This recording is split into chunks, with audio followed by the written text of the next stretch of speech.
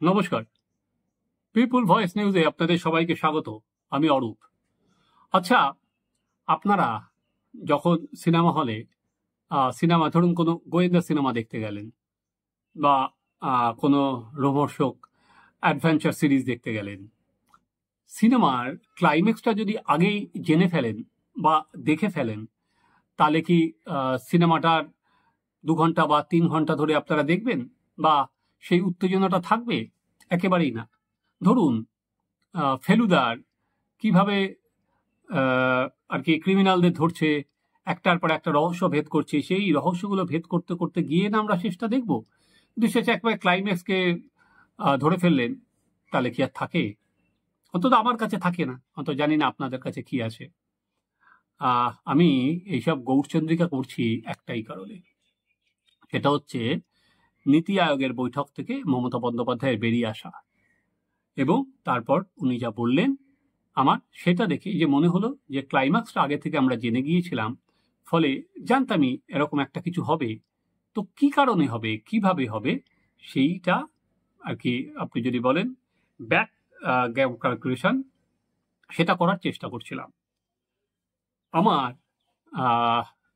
শুক্রবারের প্রতিবেদন যদি দেখেন, আমি কিন্তু সেখানে পরিষ্কারভাবে জানিয়ে দিয়েছিলাম যে নীতি আয়োগের বৈঠক ছেড়ে উনি বেরিয়ে যাবেন। এটাই ওনার কাছে সব থেকে গ্রহণযোগ্য রাজনৈতিক পথ। এবং এই প্রসঙ্গে আমি আলোচনা করেছিলাম যে সিঙ্গুর নন্দীগ্রামের সময় ঠিক অবিকল এক রকম আর একটা ঘটনা হয়েছিল মহাজাতি সদনে। সেখানে ফরওয়ার্ড ব্লকের রাজ্য সম্পাদক অশোক ঘোষ মিটিংটা নিচ্ছিলেন এবং সেখানেও মমতা বন্দ্যোপাধ্যায় কিন্তু ওরকমভাবে বেরিয়ে এসেছিলেন। আগে থেকেই মিটিংয়ে যাবেন না অনেকবার বলেছিলেন। তো মিটিংয়েও গেলেন, তারপরে বেরিয়েও গেলেন, আর কি সাপও মরল লাঠিও ভাঙল না, এরকম একটা গুছে উনি বেরিয়ে গেছিলেন। চলুন এবার ব্যাক টু নীতি আয়োগ। নীতি আয়োগের বৈঠকে যাওয়ার আগে থেকেই এই প্রথমবার আমরা দেখলাম যে কংগ্রেসের রাজনীতির ফলে অনেক বেশি চাপে পড়ে গেছে তৃণমূল কংগ্রেস। কেন? বরাবরই দিল্লিতে কংগ্রেসের সঙ্গে ফ্লোর কোঅর্ডিনেশন করলেও কংগ্রেসের তালে তাল মেলাবে না, এটা বারবার করে লোকসভার দলনেতা সুদীপ এবং রাজ্যসভার দলনেতা ডেরেক বারবার করেই এটা বলেন যে আমরা নিজস্ব দল এবং আমরা পশ্চিমবঙ্গে কংগ্রেসকে হারিয়েই জিতেছি। কংগ্রেস, সিপিএম, বিজেপি সবাইকেই হারিয়েছি। ফলে কংগ্রেস যা বলবে আমরা সেটা শুনবো না, সবসময় আমাদের সঙ্গে আলোচনা করতে হবে। সেটা বলেই কিন্তু তাদের একটা বিরোধিতার আলাদা পথ তারা করে রাখছিলেন। আমরা দেখেছিলাম যে 4 জুনের পর নতুন সরকার আর কি মোদী সরকার আসার পর অভিষেক বন্দ্যোপাধ্যায় কিন্তু দিল্লিতে বৈঠকের পর উনি কিন্তু মহারাষ্ট্রে গেলেন, উনি অখিলেশের সাথে মিটিং করলেন, আর কি আরেকটা আঞ্চলিক দলের সঙ্গে কিন্তু একটা বলা যেতে পারে গোষ্ঠী তৈরির চেষ্টা, যেটা কংগ্রেসের ওপর একটা চাপ রাখা যায়, যেটা কিন্তু একটা বরাবর তৃণমূল কংগ্রেস সেই প্রচেষ্টা জারি রেখেছে বারবার করে। এবং কংগ্রেসের স্বরে সুর মেলাবে না, তৃণমূলের যে নিজস্ব একটা আইডেন্টিটি আছে সেটাই কিন্তু বারবার করে মমতা বন্দ্যোপাধ্যায় বোঝাতে চাইছেন। বেশ চলছিল এরকম ভাবে। এইবার প্রথমবার যেটা দেখা গেল সেটা হচ্ছে কংগ্রেসের পাল্টা রাজনীতিতে বেকায়দায় তৃণমূল। কংগ্রেসের মুখ্যমন্ত্রীরা নীতি আয়োগের বাজেটের পেশের পর এক পেশে বাজেট হয়েছে অন্ধ্র এবং বিহারের জন্য এই বাজেট, এই অভিযোগ করে কংগ্রেসের যারা মুখ্যমন্ত্রী আছে তারা এই বয়কটের সিদ্ধান্ত নেয় কংগ্রেস। এবং কংগ্রেসকে দেখা দেখি যারা শরিক দল আছে, ডিএমকে হোক, তারপরে আম আদমি পার্টি হোক এবং জেএমএম হোক, তারাও কিন্তু এই বয়কটের পথই বেছে নেয়। তাহলে বাকি থাকলো কে? মুখ্যমন্ত্রীদের মধ্যে ইন্ডিয়া জোটের একমাত্র মমতা বন্দ্যোপাধ্যায়। মমতা বন্দ্যোপাধ্যায় যেহেতু আগ বাড়িয়ে বলে দিয়েছিলেন যে তিনি নীতি আয়োগের বৈঠকে যাবেন এবং সেখানে প্রধানমন্ত্রীর সঙ্গে সময়ও চাওয়া হয়েছিল যে প্রধানমন্ত্রী সময় দিলে আলাদা করে আলোচনা হবে, সেটা বৃহস্পতিবার, কিন্তু সেই সময় হয়তো দিতে পারেননি, সেই মিটিংটা হয়নি, তাই উনি শুক্রবার দিন গিয়েছিলেন। এবং যাওয়ার আগে বলে গিয়েছিলেন যে উনি যাচ্ছেন কারণ ওনারা আগে থেকে ঠিক করা আছে সেখানে উনি প্রতিবাদটা করবেন, শুধুমাত্র পশ্চিমবঙ্গের নয়, সারা ভারতবর্ষে আঞ্চলিক দলের প্রতিনিধি হিসাবেই করবেন, যেহেতু তিনি মুখ্যমন্ত্রী হিসেবে যাচ্ছেন। দমদম এয়ারপোর্টে যাওয়ার সময় উনি কিন্তু বলেছিলেন যে হেমন্ত সোরেনের সাথে কথা হয়েছে, হেমন্ত সোরেনও যাচ্ছেন। তো শনিবারের বৈঠকে আমরা কি দেখলাম? মমতা বন্দ্যোপাধ্যায় ইন্ডিয়া জোটের মধ্যে একা মুখ্যমন্ত্রী হিসেবে উপস্থিত ছিলেন, হেমন্ত সোরেনও কিন্তু মিটিংয়ে যাননি। অর্থাৎ কংগ্রেসের কথাই উনি শেষ পর্যন্ত শুনেছেন।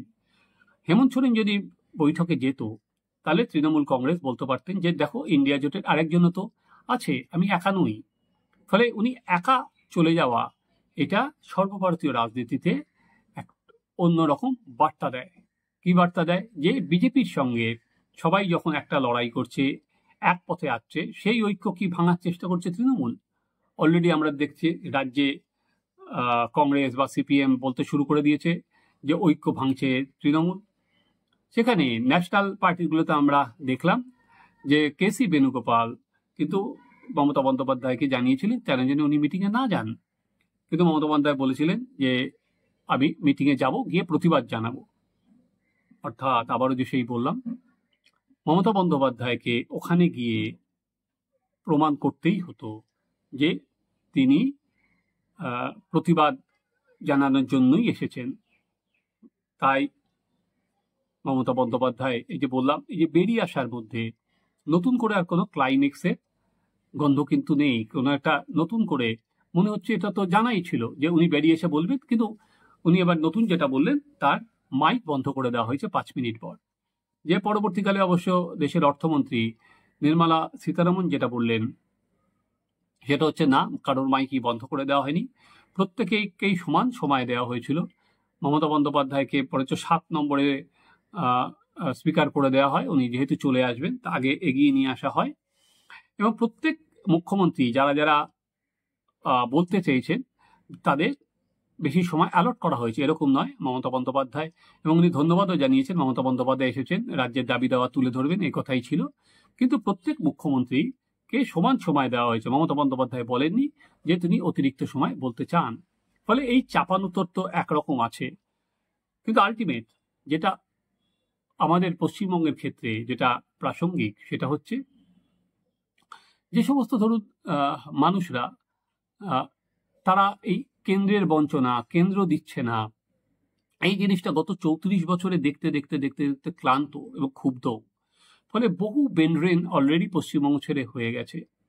ফলে নতুন তৃণমূল সরকার আসার পর আমরা আবার কি দেখছি, সেই একই পথ সেই চলেছে। সিপিএম এর যে ছেড়ে আসা পথ, সেই পথই ধরা হচ্ছে, যে একইভাবে চলছে না বা চলবে না সেরকম ভাবে। কেন্দ্রীয় প্রকল্প নানা রকম ভাবে এখানে আসছে না, কেন্দ্রীয় প্রকল্পের নাম পাল্টে দেওয়া হচ্ছে বলে অভিযোগ। দীর্ঘদিন 100 দিনের কাজের টাকা বন্ধ করে দেওয়া হয়েছে, যেহেতু বলা হচ্ছে যে দুর্নীতির কোনো সলিউশন বা দুর্নীতির যারা করেছে তাদের বিরুদ্ধে ব্যবস্থা নেওয়া হচ্ছে না। এই যখন পরিস্থিতি, একদিকে বিজেপি সরকার দাবি করছে যে বিকশিত ভারত, সেখানে দাঁড়িয়ে আর কিছুদিনের মধ্যে ভারত তৃতীয় শক্তিতে উঠে আসবে, সেখানে একটি অঙ্গরাজ্য পশ্চিমবঙ্গ যদি পিছনে থেকে যায় তাহলে কি সেই অঙ্গরাজ্য ভারত বিকশিত হতে পারে? আমি জানি না।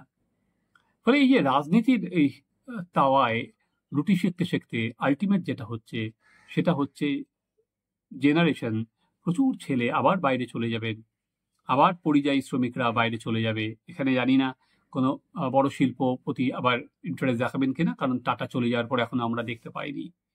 এবার আসি রাজনীতির কথা, আমি তো এতদিন ধরে অর্থনীতির কথা বলছিলাম।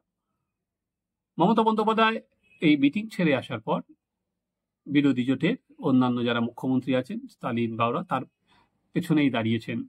তার যে এরকমভাবে একজন মুখ্যমন্ত্রীর কেন মাইক বন্ধ করে দেওয়া হলো।